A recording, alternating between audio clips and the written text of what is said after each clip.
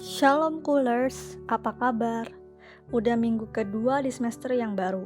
Kalau Tuhan yang selalu memelihara kita, termasuk di situasi pandemi COVID-19 ini, kiranya setiap kita tetap setia berpegang pada tuntunan Tuhan. Kita juga bersyukur kalau Tuhan memberikan kesempatan untuk kembali belajar akan kebenaran firman-Nya melalui Friday Service minggu ini. Dengan tema Dare to be Different yang dibawakan oleh Sir Johnny.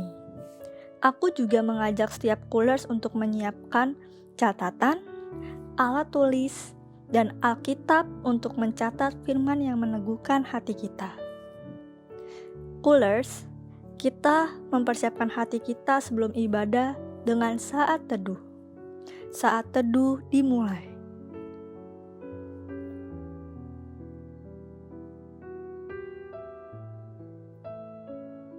Saat teduh selesai. Selamat beribadah. God bless you. Shalom saudara-saudara yang terkasih dalam Kristus Yesus. Mari kita siapkan Alkitab dan satukan hati dan pikiran kita supaya kita bisa fokus untuk belajar firman Tuhan bersama-sama. Khususnya dari kitab Roma pasal yang ke-12 ayat yang kedua dengan tema Dare to be different. Berani tampil beda. Mari kita berdoa. Tuhan Yesus, terima kasih untuk siang hari ini. Kami mengucap syukur karena Tuhan masih memberikan kesempatan buat kami boleh belajar firman Tuhan melalui teknologi podcast. Biarlah Engkau memberkati firman Tuhan yang akan kami pelajari dari kitab Roma 12 ayat yang kedua secara khusus.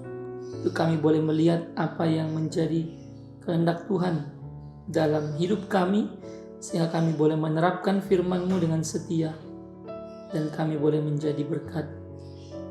Berani tampil beda menjadi anak-anak Tuhan yang sungguh-sungguh Tuhan percayai dan juga jadikan sebagai saksi di tengah-tengah dunia ini. Berkati hamba-Mu dalam segala kelemahannya, kuasai dan kiranya Roh Kudus mampukan hamba-Mu untuk menyampaikan firman-Mu dengan tepat. Dalam nama Yesus kami berdoa. Amin. Untuk mengetahui konteksnya dengan lebih jelas, saya membacakan kitab Roma ayat 1 dan 2 dengan judul persembahan yang benar. Karena itu saudara-saudara, demi kemurahan Allah, aku menasihatkan kamu supaya kamu mempersembahkan tubuhmu sebagai persembahan yang hidup, yang kudus dan yang berkenan kepada Allah. Itu adalah ibadahmu yang sejati. Janganlah kamu menjadi serupa dengan dunia ini, tetapi berubahlah oleh pembaharuan budimu, sehingga kamu dapat membedakan manakah kehendak Allah, apa yang baik, yang berkenan kepada Allah, dan yang sempurna. Permulaan pasal 12 ini adalah poin penting dalam surat Paulus kepada jemaat di Roma. Bagian ini menunjukkan suatu pergeseran dari instruksi kepada aplikasi. Bukan berarti bahwa 11 pasal sebelumnya tanpa aplikasi, tetapi utamanya adalah penjelasan Paulus secara sistematik tentang Injil sebagai kuasa Allah yang menyelamatkan semua orang yang percaya, baik orang Yahudi maupun orang Yunani. Dan sekarang di dalam bagian yang terakhir ini, pasal 12-16, Paulus akan fokus kepada berbagai area dari kehidupan sehari-hari dan bagaimana firman Tuhan diterapkan di dalamnya sebagai ciri-ciri dari kehidupan Kristiani. Seperti contoh, hidup dalam ketaatan kepada Injil sebagaimana telah dijelaskan sebelumnya di 11 pasal yang berlalu. Nah, 2 ayat pertama dalam pasal 12 ini adalah kunci untuk memahami seluruh bagian dari pasal 12-16. Dan 2 ayat pertama ini, khususnya juga ayat pertama, Paulus mengkaitkan antara 11 pasal sebelumnya, yakni berita Injil, berita keselamatan dalam Kristus Yesus, yang juga Paulus sebut sebagai kemurahan Allah, dengan nasihat-nasihat praktis bagaimana jemaat bisa menjalani hidup atau mempersembahkan hidup di dalam Kristus, bagaimana mereka bisa melayani Tuhan dengan sepenuh hati dan sesuai dengan kehendak Allah. Oleh karena itu, pertanyaan yang perlu kita renungkan sungguh-sungguh saat ini, secara khusus apabila kita melihat kepada ayat yang kedua sebagai ayat tema utama dari renungan pada hari ini adalah bagaimana saya berani tampil beda di tengah-tengah lingkungan yang berdosa, yang tidak hidup sesuai dengan kehendak Allah. Jawabannya dengan jelas di ayat yang kedua. Ayat 2 mengatakan demikian, janganlah kamu menjadi serupa dengan dunia ini, tetapi berubahlah oleh pembaharuan budimu. Janganlah kamu menjadi serupa dengan dunia ini, tetapi berubahlah oleh pembaharuan budimu. Dalam terjemahan Inggris NIV, New International Version, dituliskan demikian, do not conform any longer to the pattern of this world, but be transformed by the renewing of your mind. Do not conform any longer to the pattern of this world, but be transformed by the renewing of your mind. Jadi ada masa di mana jemaat Roma sebelum mereka mengenal Kristus, mereka hidup di dalam dosa, mereka hidup di dalam pola hidup duniawi. Atau kalaupun mereka sudah menjadi jemaat di dalam Kristus, mereka mungkin masih hidup di dalam dosa, tidak sungguh-sungguh meninggalkan kebiasaan-kebiasaan yang berdosa. Jadi hidup mereka tidak sepenuhnya dipersembahkan kepada Allah. Di dalam terjemahan The Message Bible dituliskan demikian, don't become so well adjusted to your culture that you fit into it without even thinking. Instead, fix your attention to God. You'll be changed from the inside out.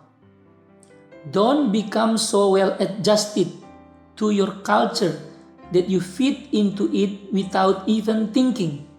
Instead, fix your attention to God. You'll be changed from the inside out. Artinya apa? Artinya kita diminta untuk tidak menjadi serupa dengan budaya dunia, dalam konteks budaya yang berdosa, tetapi kita diminta untuk mengarahkan pikiran kita, perhatian kita kepada Allah yang akan membawa perubahan, dan perubahan ini sifatnya dari dalam keluar, bukan sebaliknya. Nah, seperti apakah gaya hidup dunia yang berdosa di zaman Romawi pada saat itu? Kita tahu bahwa orang-orang Romawi adalah orang-orang yang menyembah berhala, worship idols. Salah satu yang terkenal adalah Dewi Diana atau Dewi Artemis di dalam pemahaman orang Yunani.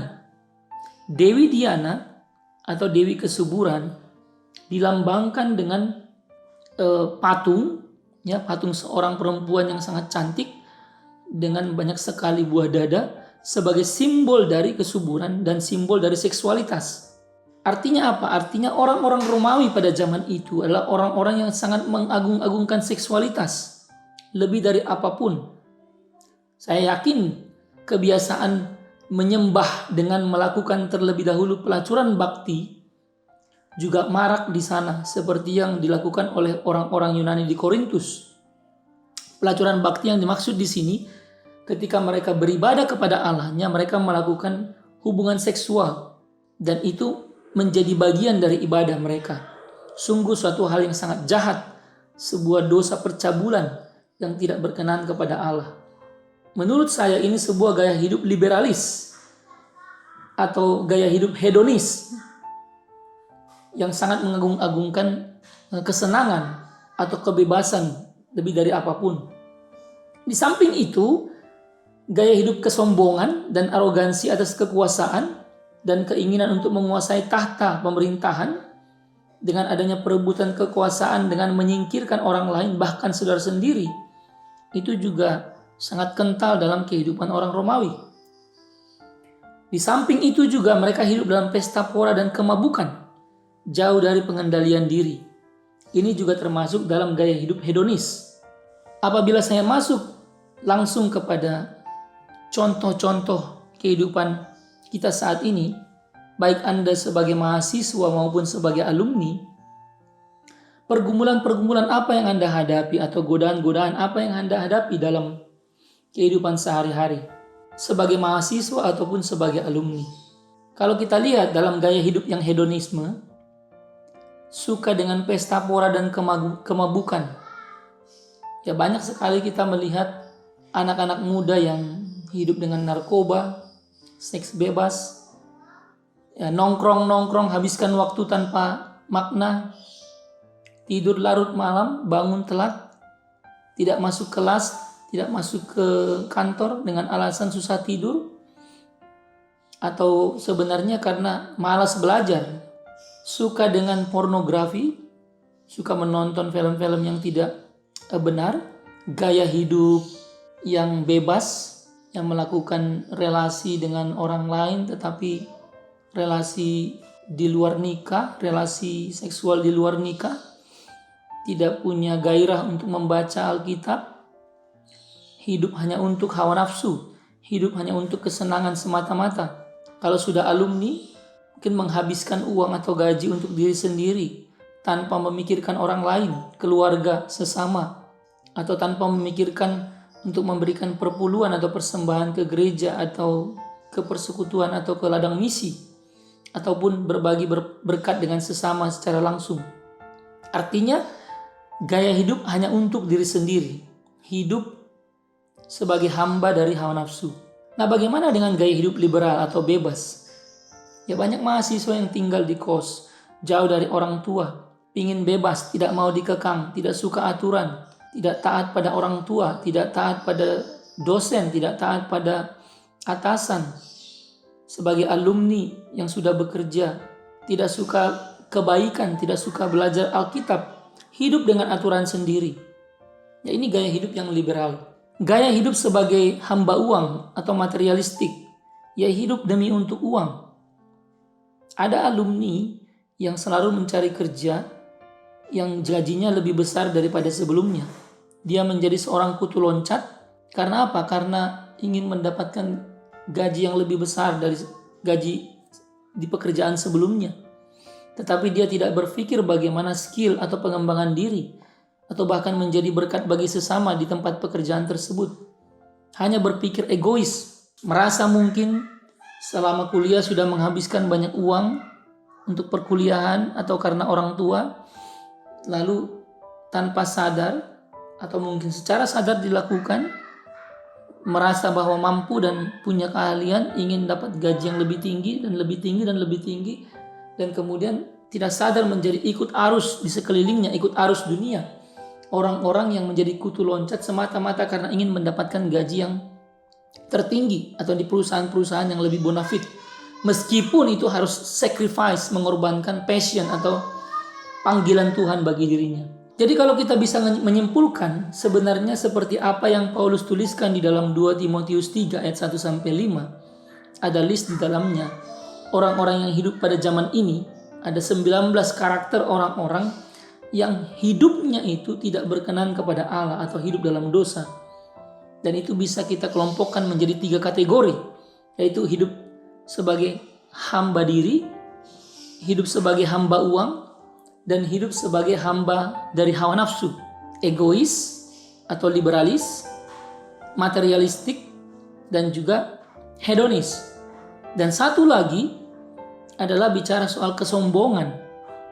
Ya, kesombongan atau arogansi atas kekuasaan, bersaing dengan tidak sehat dengan orang lain, berusaha menyingkirkan orang lain dalam kompetisi yang ada. Jadi bukan berkolaborasi tetapi ingin menghancurkan orang lain dalam bisnis. Anda yang sudah menjadi alumni, ya Anda tahu apa yang saya maksudkan. Kadang seringkali kita ingin menjadikan orang lain itu sebagai budak atau sebagai lawan yang perlu kita hancurkan. Padahal Tuhan mengatakan bahwa kita mengasihi musuh, kita mengasihi orang lain, kita melihat mereka sebagai partner, seharusnya kolaborasi di dalam Tuhan, bukan sebagai orang-orang yang perlu kita singkirkan. Nah, inilah gaya hidup yang berdosa, yang duniawi, yang dikatakan gaya hidup yang tidak berkenan kepada Allah, gaya hidup yang tidak menjadikan Tuhan sebagai yang terutama dalam hidupnya. Ya, bagaimana kita bisa tampil beda, dare to be different, dalam menghadapi semua kondisi tersebut? Alkitab sudah memberikan jawaban, memberikan solusi. Berubahlah oleh pembaharuan budimu. Be transformed by the renewing of your mind. Di dalam kitab Roma 12 ayat yang kedua ini. Atau di dalam Efesus 4 ayat 23-24 disimpulkan di sana, kamu harus menanggalkan manusia lama. Ya, menanggalkan manusia lama, put off the old man, the old life. Nah, put on, kenakan manusia baru, the new life. Artinya hidup lama ditinggalkan, hidup baru dikenakan. Hidup baru maksudnya hidup dalam Kristus.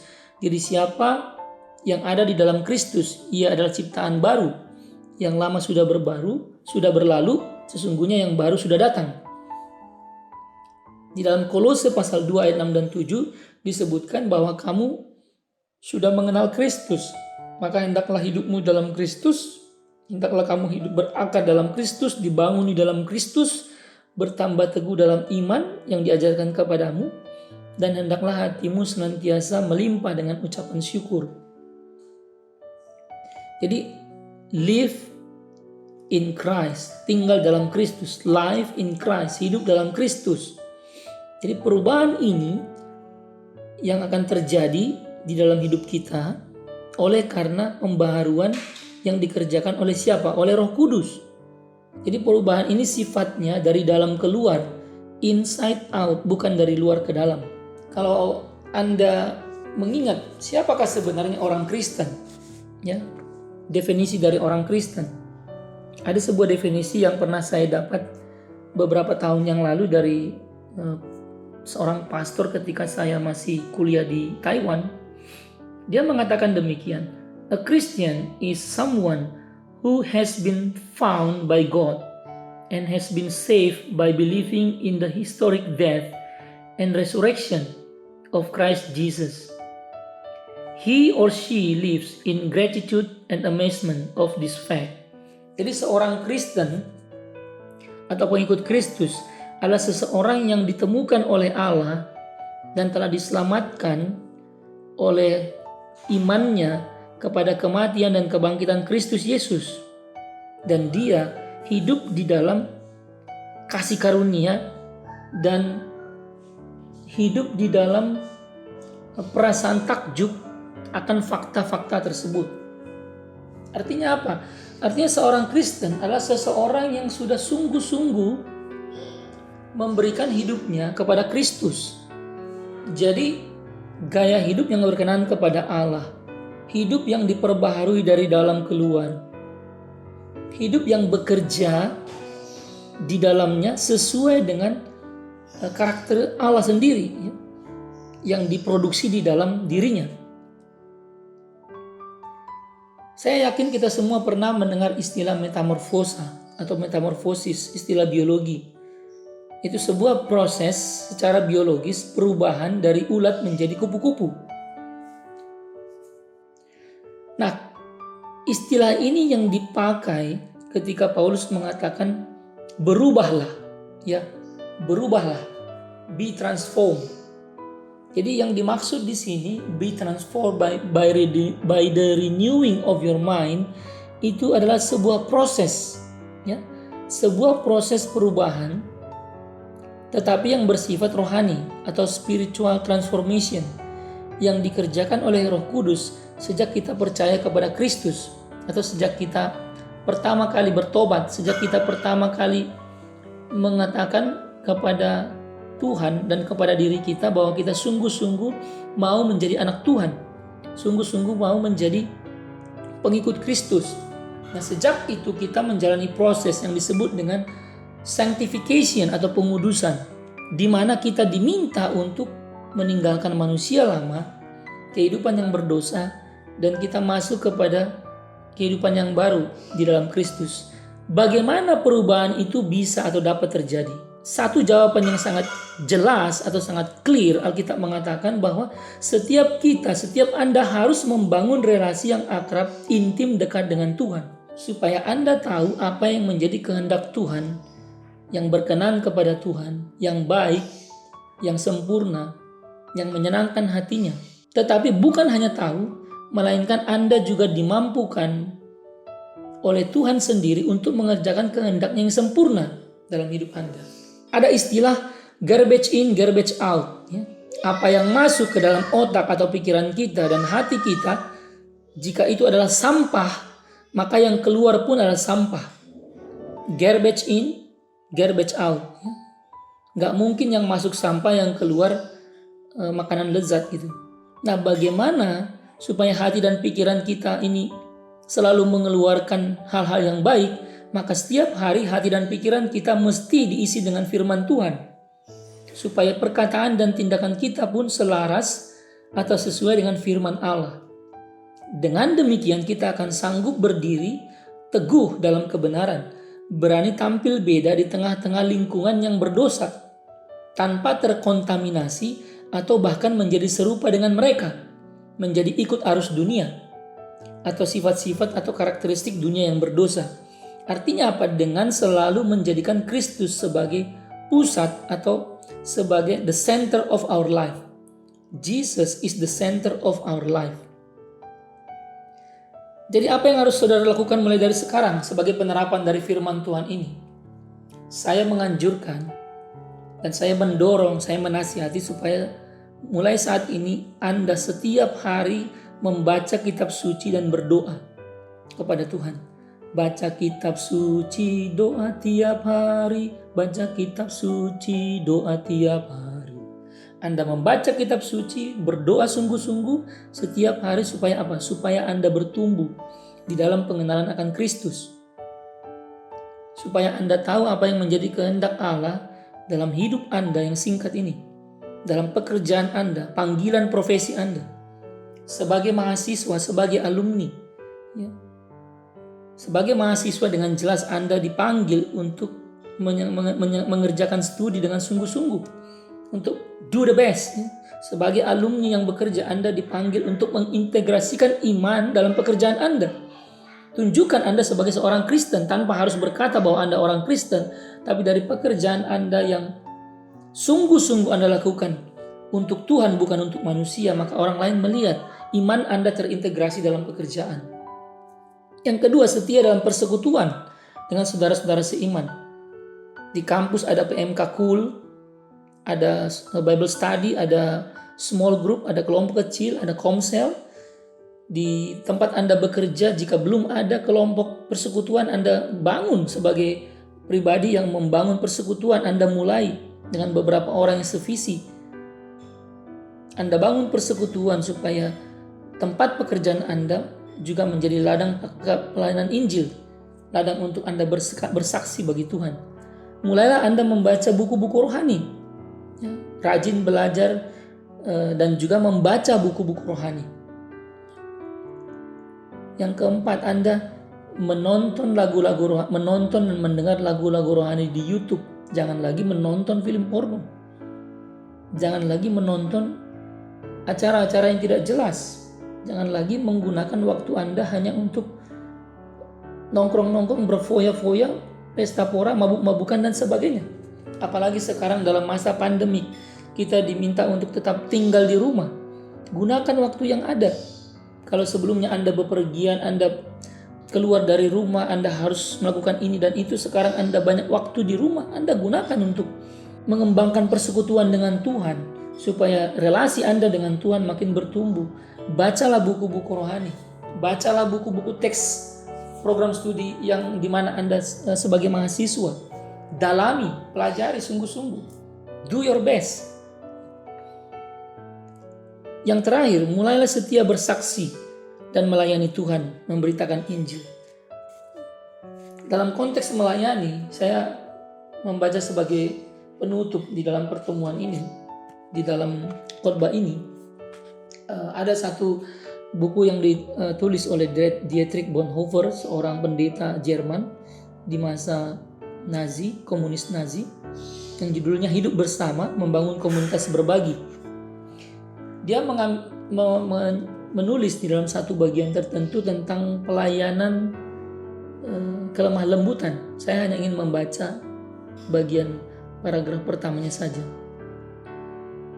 Mereka yang mau belajar melayani, pertama-tama harus belajar untuk tidak memikirkan dirinya sendiri atau tidak egois. Janganlah seorang pun memikirkan hal-hal yang lebih tinggi daripada yang patut kamu pikirkan. Roma 12 ayat yang ketiga. Inilah pelajaran yang terutama dan paling berguna. Sungguh-sungguh mengenal dan merendahkan diri kita sendiri. Tidak memikirkan diri kita sendiri dan selalu berpikir yang baik dan memandang tinggi orang lain merupakan hikmat yang besar dan sempurna. Janganlah menganggap dirimu pandai. Hanya mereka yang hidup oleh pengampunan akan dosa-dosanya dalam Kristus Yesus yang akan dengan benar menganggap dirinya rendah. Dia akan tahu bahwa ia sudah kehilangan hikmatnya ketika Yesus mengampuni dia. Ia teringat pada ambisi Adam, manusia pertama, yang ingin mengetahui apa yang baik dan apa yang jahat dan binasa dalam hikmatnya. Tetapi dalam Kristus, orang yang sungguh-sungguh mau melayani Tuhan akan menyadari bahwa Tuhan yang harus dimuliakan dan orang lain yang harus menjadi ladang pelayanan yang perlu kita layani, yang sungguh-sungguh kita serve begitu ya. Jadi sebagai pengurus, sebagai pemimpin kelompok kecil, Anda dipanggil untuk menjadi pelayan-pelayan Tuhan di persekutuan. Anda dipanggil untuk menyerahkan diri, memberikan yang terbaik kepada Tuhan. Puji syukur melalui firman Tuhan ini kita kembali diingatkan bagaimana caranya supaya kita sungguh-sungguh bisa tampil beda. Tampil beda bukan dengan penampilan yang baju yang bagus dalam konteks fisik begitu ya, atau gaya rambut yang kekinian, yang milenial, atau kata-kata yang lebih sifatnya bahasa-bahasa yang lebih broken atau yang gaul begitu ya. Bukan itu yang Tuhan maksud, tetapi bagaimana kita bisa berani tampil beda itu bila kita memberikan diri kita untuk diubah oleh Roh Kudus dari dalam keluar.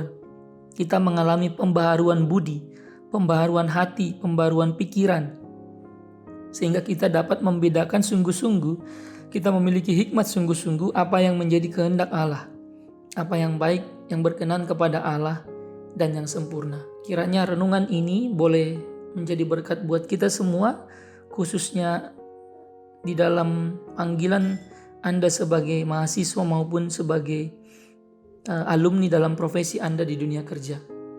Tuhan Yesus memberkati. Amin. Mari kita berdoa. Terima kasih Tuhan Yesus untuk firman-Mu yang sudah kami renungkan dari kitab Roma 12 ayat yang kedua, secara khusus bagaimana Paulus merindukan supaya kami boleh berani tampil beda oleh pembaharuan budi yang dikerjakan oleh Roh Kudus, kuasa Allah dalam diri kami sejak kami percaya kepada Kristus. Engkau berkati anak-anak-Mu Tuhan di dalam setiap keseharian mereka, baik sebagai mahasiswa maupun sebagai alumni, supaya mereka boleh sungguh-sungguh menerapkan firman-Mu sesuai dengan contoh-contoh yang telah hamba-Mu berikan, sehingga mereka boleh menjadi berkat dan saksi Tuhan. Dalam nama Yesus kami berdoa. Amin. Shalom Coolers. Gimana nih perasaan kalian setelah dengar firman Tuhan tadi? Terberkati dong ya. Jadi biar makin banyak orang yang terberkati, yuk kita share video ini supaya semakin banyak orang yang makin terberkati melalui firman Tuhan tadi. Oke. Jadi kesempatan kali ini saya dan rekan saya Claudia akan membawakan Cool News Update. Jadi di Cool News Update untuk minggu ini. Yang pertama itu ada Cool Sosial Media. Di Cool Sosial Media kita yang pertama itu ada official line kita. Untuk kalian biar dapat info-info tentang ibadah-ibadah kita berikutnya, kalian bisa add di @syb8539x. Dan kita juga ada Instagram di Cool Press Univ Official. Dan kita juga masih ada Facebook di Cool Press Univ. Dan yang terakhir kita ada YouTube itu di Cool Press Univ Official. Berhubung ibadah kita melalui online, maka bagi Coolers yang berkenan untuk memberikan persembahan bisa secara online melalui OVO dengan nomor 0823 7025 5666 atas nama Cool Press Univ, atau bisa ditabung masing-masing dan diserahkan pada saat pertemuan ibadah secara langsung. Teman-teman, mari kita sama-sama berkomitmen untuk memberi yang terbaik kepada Tuhan. Yang berikutnya, kita juga ada info buat kalian bagi yang udah kangen-kangen komsel. Jadi, dan ada juga yang beberapa komselnya udah mulai berjalan dengan online-nya. Dan mungkin masih ada yang belum, tapi diharapkan semua udah berjalan dengan online-nya. Dan tetap semangat buat komselnya walaupun lagi jauh-jauhan. Semangat! Oh iya, Coolers. Nah, karena H-3 kita bakal ngadain God Salvation, kalian jangan lupa ya untuk hadir di God Salvation kita. Dan kita bakal ngadainnya via YouTube, guys. Jangan lupa datang ya, dan jangan lupa ikut ibadah kita pada tanggal 18 Mei 2020, hari Senin. Jangan sampai ketinggalan ya, Coolers. Oh iya, dan juga berikutnya ini kita ada pokok-pokok doa. Jadi kami mengimbau untuk semua Coolers untuk selalu tetap berdoa ya, apapun keadaan kalian sekarang, mungkin terpojok, mungkin senang, apapun itu, tetap berdoa. Dan untuk pokok-pokok doanya juga, bagi kalian yang ingin mendoakan, itu kita ada di Instagram juga, kalian bisa lihat di postingannya ya. Ya, dan yang terakhir, demi menjaga kesehatan kita semua, menjaga kesehatan saya, kamu, dan siapapun itu, kami harapkan diam di rumah dulu ya sambil ngerjain tugas-tugas, bantu mama papa beresin rumah. Hehe. Kalian harus tetap jaga kesehatan, jangan keluar-keluar dulu. Boleh sih keluar tapi untuk hal-hal yang penting aja. Dan kalian harus rajin cuci tangan, tetap pakai masker, dan juga yang tak kalah penting kita tetap berdoa agar pandemi ini agar cepat terselesaikan di negara kita tercinta ini. So, itu aja dari PR buat minggu ini. Dan buat minggu depan kalian jangan lupa ya buat Fresher online lagi. Oke, itu saja. Saya Andre. Saya Claudia. See you and God bless you. Mari kita berdoa. Terima kasih Bapak atas penyertaan Tuhan sampai sekarang, sampai hari ini Tuhan. Terima kasih kalau Tuhan masih membangunkan kami pada pagi hari dan tetap menyertai kami sampai saat ini Tuhan. Kami mengucap syukur atas kehadiran Tuhan. Kami juga tak lupa untuk meminta ampun Bapak atas segala dosa pelanggaran yang kami lakukan yang menyakitkan hatimu Bapak. Segala dosa pelanggaran yang kami lakukan sengaja maupun tidak sengaja, kiranya Tuhan ampuni Bapak, biar kami boleh menerima berkat Tuhan. Terima kasih juga Bapak untuk firman yang sudah disampaikan oleh Sir Joni. Kiranya firman ini bisa menjadi rema bagi kehidupan sehari-hari kami. Kami juga mau berdoa untuk keluarga Sir Joni. Kiranya Tuhan memberikan yang terbaik bagi Sir Joni. Tuhan sertai dia dan Tuhan tetap campur tangan dalam segala pekerjaan mereka. Kami berdoa Tuhan untuk pandemi ini. Kiranya Tuhan tetap cukupkan kami Bapa. Tapi kiranya Tuhan mengakhiri pandemi ini. Kami mau berdoa untuk tim medis dan pemerintah Bapa, mereka yang mengambil keputusan, mereka yang bertindak. Kiranya Tuhan sertai mereka, Tuhan beri kekuatan, Tuhan beri kemampuan untuk mereka mengerjakan segala pekerjaan mereka di luar sana. Kami mau berdoa untuk Indonesia Bapak. Kiranya Tuhan memberikan damai sejahtera bagi Indonesia ini. Bapak, kami juga mau berdoa untuk para coolers Tuhan yang sudah datang dan mereka yang belum datang. Bapak, kami percaya kiranya Tuhan ketuk hati mereka agar mereka bisa mengikuti Fraser pada hari ini. Terima kasih Bapak, kami mau tutup doa ini dengan doa yang Yesus ajarkan kepada kami. Bapa kami yang di surga, dikuduskanlah namamu, datanglah kerajaan-Mu, jadilah kehendak-Mu di bumi seperti di surga. Berikanlah kami pada hari ini makanan kami yang secukupnya, dan ampunilah kami akan kesalahan kami seperti kami juga mengampuni orang yang bersalah kepada kami. Dan janganlah membawa kami ke dalam pencobaan, tetapi lepaskanlah kami daripada yang jahat. Karena Engkau yang punya kerajaan dan kuasa dan kemuliaan sampai selama-lamanya. Amin.